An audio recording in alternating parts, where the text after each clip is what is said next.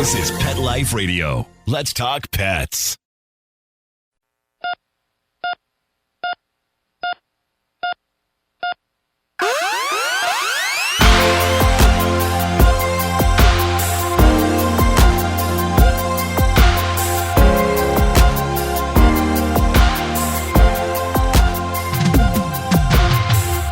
Welcome to ER Vet on Pet Life Radio. I'm your host, Dr. Justine Lee, and I'm a board-certified emergency critical care veterinary specialist and toxicologist.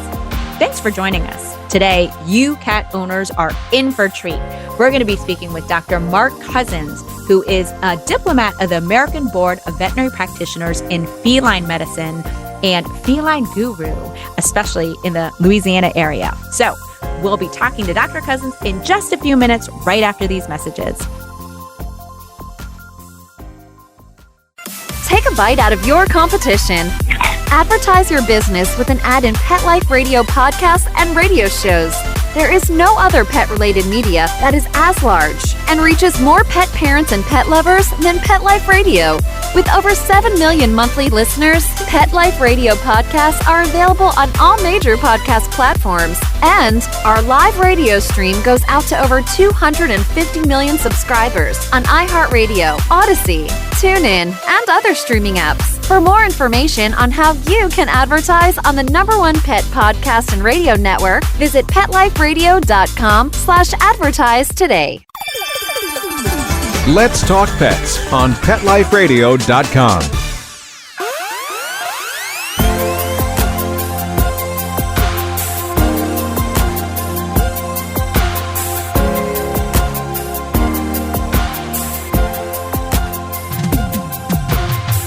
Welcome back to ER Vet on Pet Life Radio. Today, I'm really excited to talk about all things feline. I'm going to be speaking with Dr. Mark Cousins. Dr. Cousins, thank you so much for joining us today. Thank you, Doc. I appreciate your invitation to be here. Of course. Love talking about cats. I love it. I love talking about cats, too.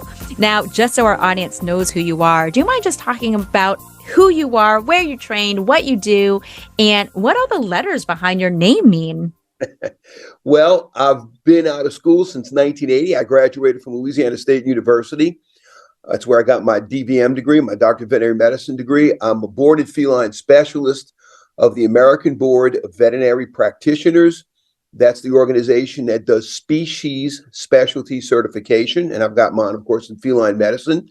I'm on the board of directors of the American Heartworm Society, and I am the feline regent for the American Board of Veterinary Practitioners. I'm certified in pain management, and I'm also certified in veterinary acupuncture. It sounds like you are definitely the feline person to talk to.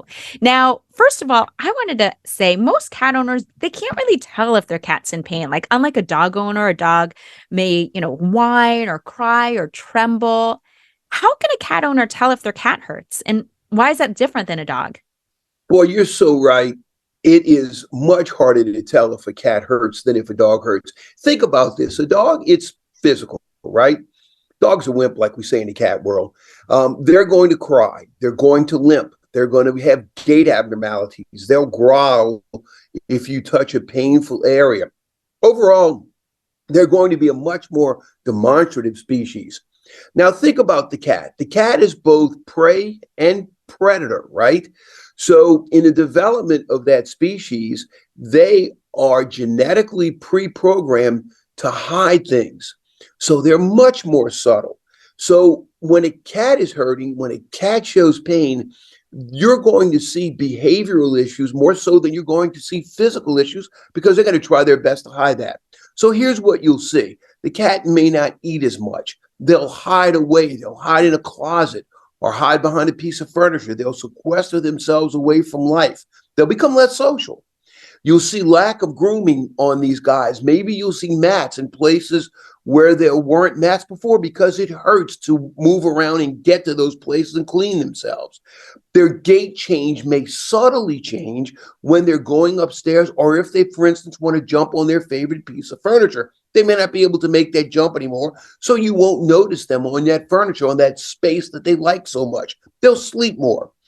They'll be less visible in settings where they were always out and about with the family because they're afraid that they're going to get hurt. One big thing cats will break litter box training because it may hurt them if they've got arthritis to step in that litter box. And suddenly a cat who was extremely fastidious about using that litter box no longer does it. And of course, they'll be less inclined, as we said before, to jump up and down on furniture. So watch for subtle behavior changes in that cat. A dirty food area around the food bowl. If they've got dental pain, they won't chew their food appropriately and swallow it. They'll swing their head if they crunch on a tooth with a cavity, for instance, and they'll spray food all over the place. So these are very subtle. These are things you may not think about, but these are all behavioral signs that a cat hurts. For bringing that up, especially the kitty litter accidents.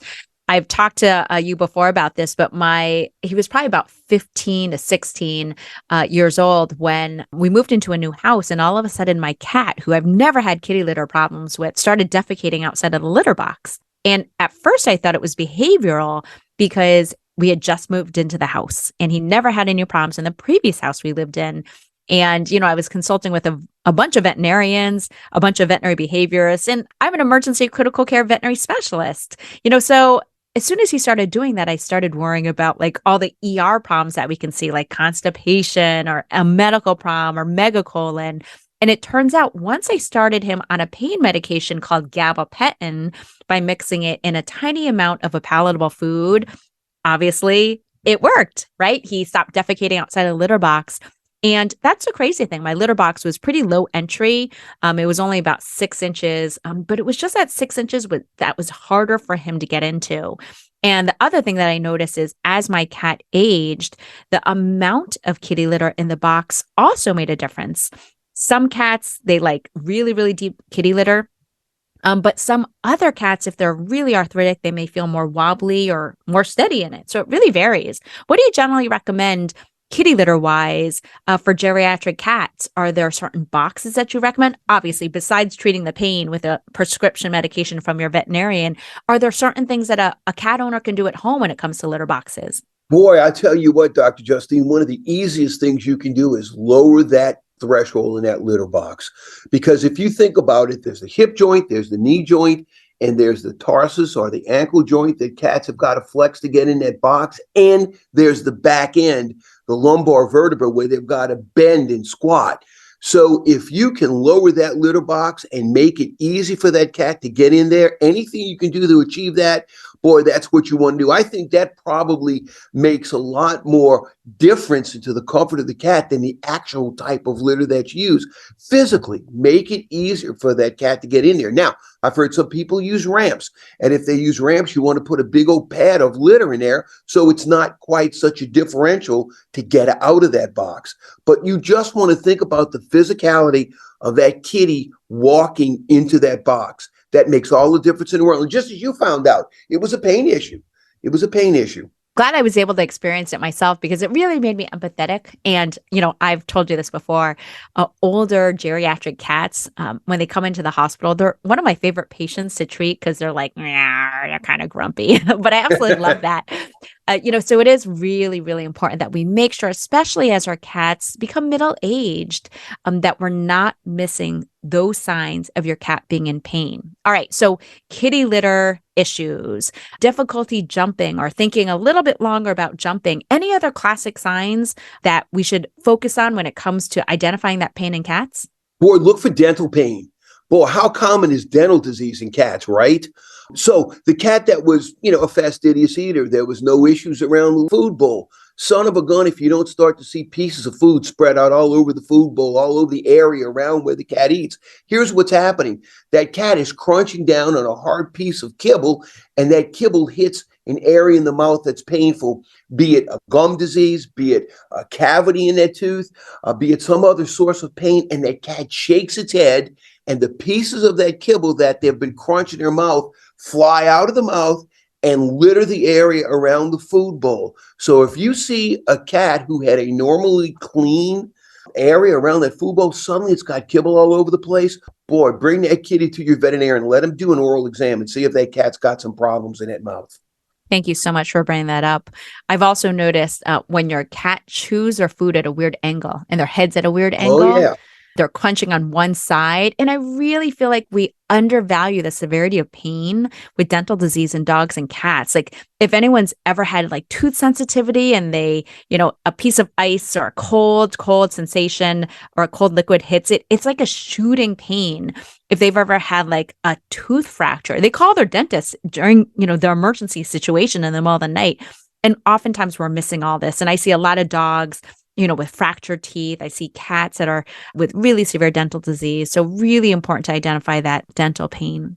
I think you're 100% right. I think that is so underestimated in the general public, how much pain. I guarantee you, I look in some of these cats' mouths, and if it was us, we'd be running to the dentist at 2:00 in the morning. I mean, there's just no way we would ever put up with the amount of pain sometimes we ask our pets to put up with it. It's not that we don't want to do anything about it. It's that we don't recognize it.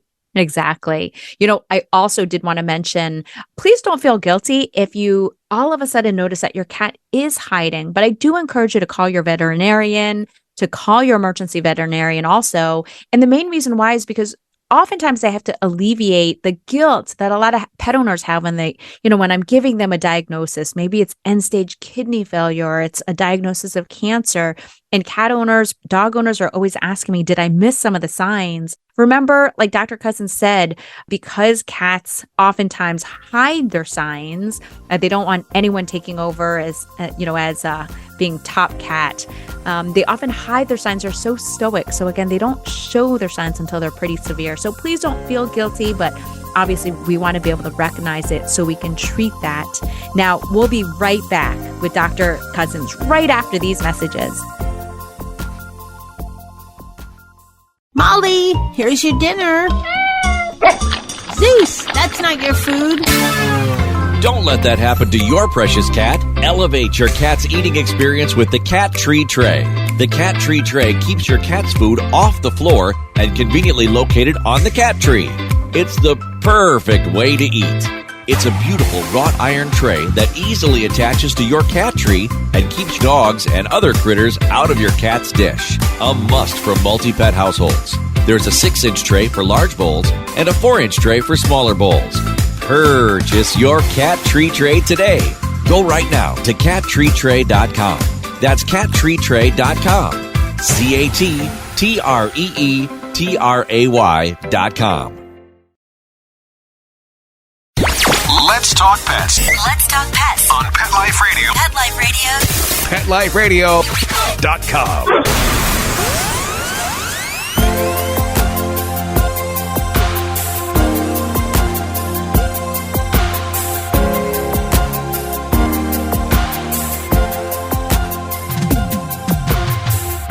Welcome to ER Vet on Pet Life Radio. We've been talking with Dr. Mark Cousins about all things feline pain. We want to make sure we can tell when our cats are hurting. We want to make sure that we're not missing things that may be subtle, like making a mess when chewing. That often represents dental disease. Having fecal accidents outside of the litter box. That may mean that your cat has some osteoarthritis or some pain when they're walking into the litter box. So again, cats aren't quite as obvious with signs of pain the way a dog is. So we want to make sure we're watching for that. Now, Dr. Cousins, what's the difference in cats between acute and chronic pain? That's a great question. I think we can sort of split up we can use some examples of what might cause acute pain and what causes chronic pain. So acute pain obviously is something that happens quickly, right? From a veterinary perspective, these kitties that have acute pain, it may take a little bit of a different management strategy because theoretically that pain stimulus won't be around for a long time. For instance, an accident happens, a cat falls down from something and hurts a leg or hurts a paw, or a surgery, a spay or a neuter, or a dental procedure. Theoretically, things like accidents and medical procedures, will cause hopefully short-term pain, and we can manage that. We'll be giving kitties pain medicine for only a short period of time. So we'll call those acute, all right? But chronic pain is pain that a cat has had for a long time, and chronic pain can change things in a neurologic wiring of cats so that the chronic pain could be much worse over time, or it can set up in a nervous system where it becomes much more difficult to deal with. And this type of pain can require a whole different strategy of pain management. So what are we talking about here? old long-standing dental disease, like we were talking about in the previous segment, cats with really bad mouths. Not only will that require dental intervention, but it may require long-term medical therapy. Like, for instance, Dr. Justine, you mentioned gabapentin in your kitty. Some of these cats will require longer-term medication with gabapentin to try to relieve their dental pain. Osteoarthritis, a big one. In cats that are older, we'll talk about this, I hope, in a few minutes. Cats that are older that have osteoarthritis, these guys need to be on some kind of pain management strategy, often for life, so we can relieve their pain and make their quality of life a bit higher. Now, I will say I love gabapentin. Not only is it a really, really good, safe pain medication, but it has what we call a really wide margin of safety, which means that you can safely give pretty high amounts.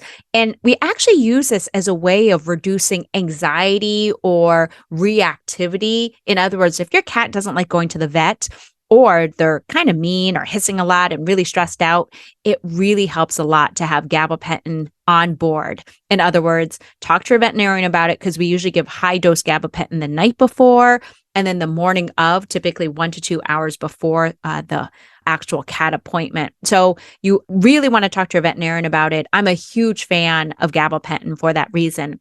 Now, I know there's a bunch of other different medications out there. Do you mind just talking to me about some of the different feline pain medications that are out there right now? Sure, I'd love to. I'm going to start with one of the newest ones, and this is really, really exciting technology that's come to veterinary medicine, or I should say to feline medicine, and that's the use of monoclonal antibodies to break the pain cycle in cats. If you've ever seen these commercials on TV for human medication and the medication ends in the letters MAB, that's a monoclonal antibody therapy. And there's tons of commercials about this particular technology in people, but this technology has come now to feline medicine, and there's new drugs out there that incorporate monoclonal antibodies, which are safe and for the most part extremely effective. And the really exciting thing is they can be used chronically to help break the pain cycle in kitties with chronic pain like osteoarthritis.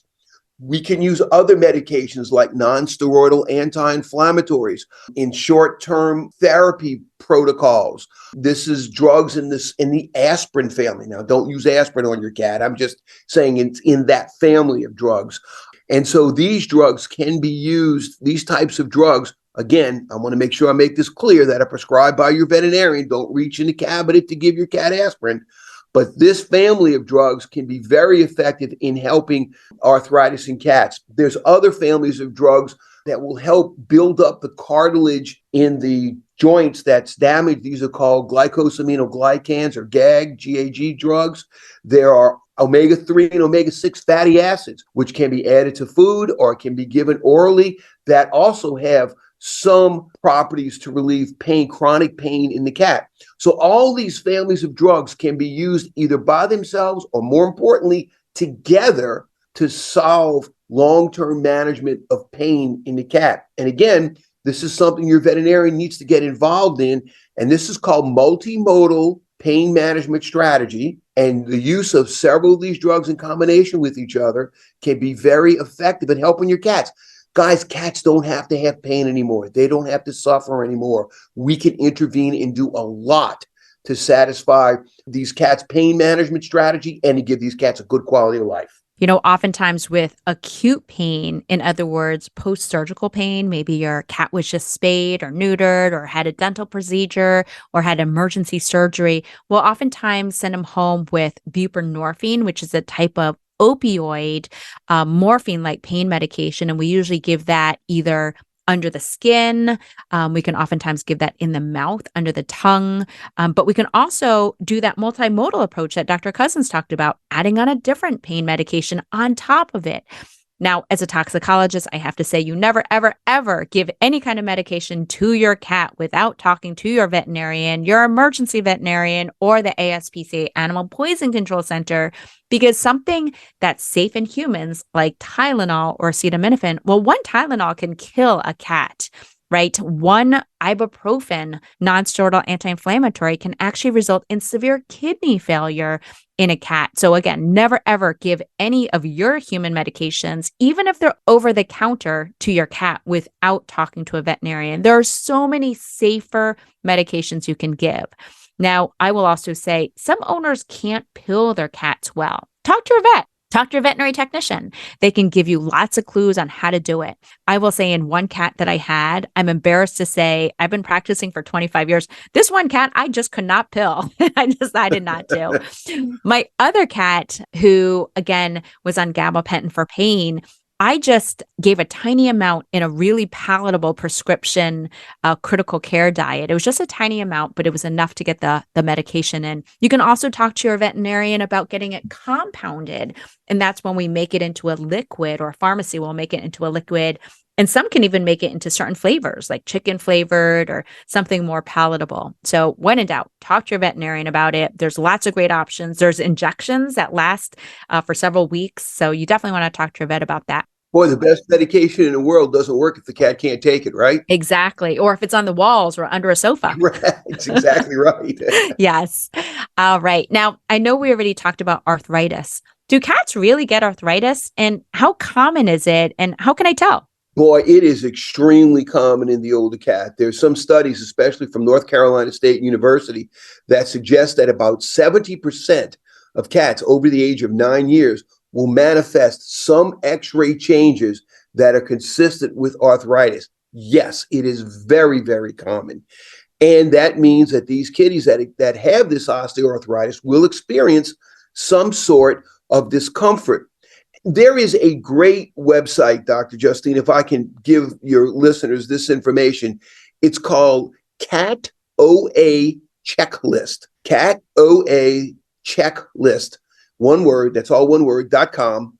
And there's a great little graphic, cartoon graphic. And you can see this kitty go up and down stairs, try to jump on furniture, etc. And it shows you what a normal cat does and what an abnormal cat does. And boy, I would encourage everybody to take a look at that. If you even think your cat's having a problem, look at this little graphic and see if your cat doesn't fit any of these profiles. And if it does, please have a conversation with your veterinarian, because your kitty might have some osteoarthritic problems. Now, one question I wanted to ask, I know veterinarians, veterinary technicians will often use something called a pain score or a grimace score. Now, this is more designed for veterinary professionals, but do you mind just giving us a little bit of information about what is this? And, we as veterinary professionals aren't even that good at identifying pain, right?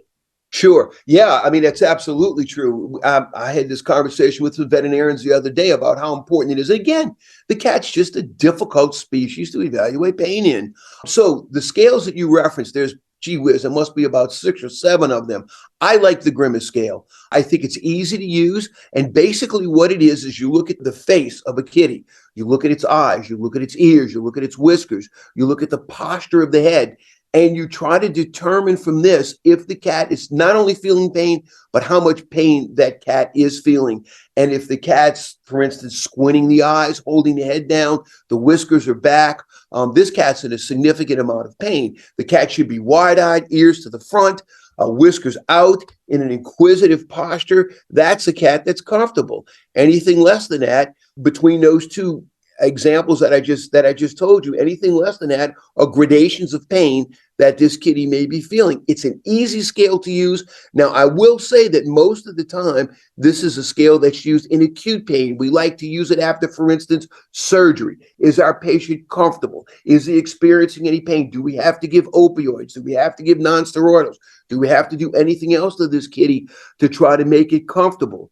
So I think a lot of these scales are mainly for use in acute episodes of discomfort in our kitties, right?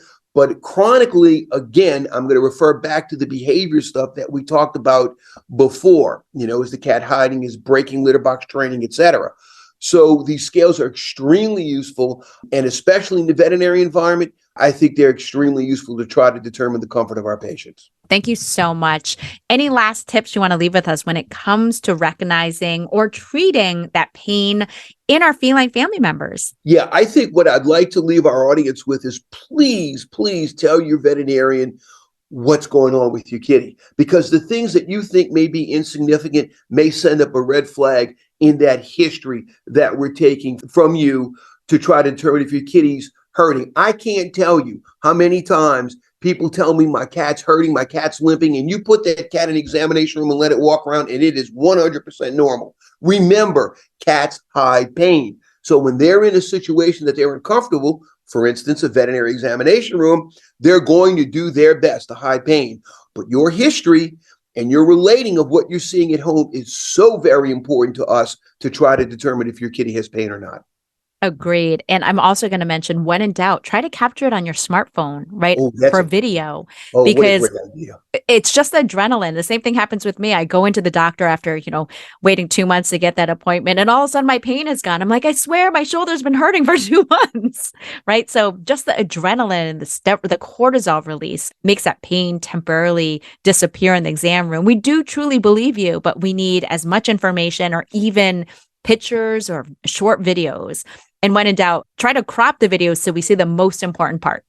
Dr. Justine, one other thing I'd like to say, we talked about drugs a lot, but I also want to make sure that our owners understand that there's a lot of environmental things that they can do to help their kitties be comfortable. Put steps up to get up to your bed, to get up to their favorite perches, put their beds out in the warmth of the sunlight, just do things in the environment to help the cat. And boy, one of the biggest things we can do, knock some of that weight off your kitty. Get that cat nice and fit and trim, and boy, you'll see a big change in its behavior, a big change in its pain manifestation. So we've talked a lot about drugs, but there's a lot of environmental things you can do. Once again, your veterinarian can help you with that.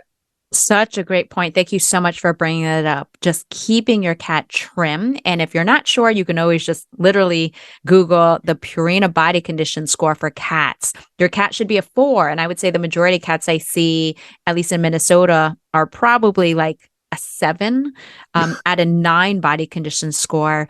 And so you always want to talk to your veterinarian about what we can do to get that weight off. There's different prescription diets. There's different ways that we can feed. So great information.